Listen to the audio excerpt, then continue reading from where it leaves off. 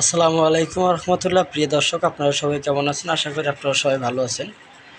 সমুদ্র বন্দরে ৩ নম্বর সতর্ক সংকেত, ৭ জেলায় ঝড়ো ও বজ্র বৃষ্টির আভাস দিয়েছে আবহাওয়া অধিদপ্তর। দেশের ৪টি সমুদ্র বন্দরে ৩ নম্বর সতর্ক সংকেত বহাল রয়েছে। এছাড়া ৭ জেলার উপর দিয়ে ঘন্টায় ৬০ কিলোমিটার বেগে অস্থায়ীভাবে দমকা ঝোড়ো হাওয়া, বৃষ্টি ও বজ্র বৃষ্টি হতে পারে। এজন্য সংশ্লিষ্ট নদীবন্দরগুলোকে ১ নম্বর সতর্ক সংকেত দেওয়া হয়েছে।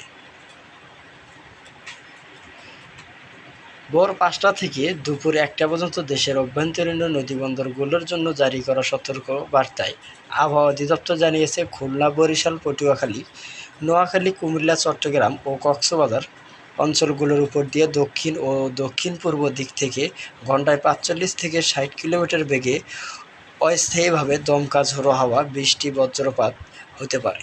এসব এলাকায় নদীবন্দরগুলোকে ১ নম্বর সতর্ক সংকেত দেখাতে বলা হয়েছে।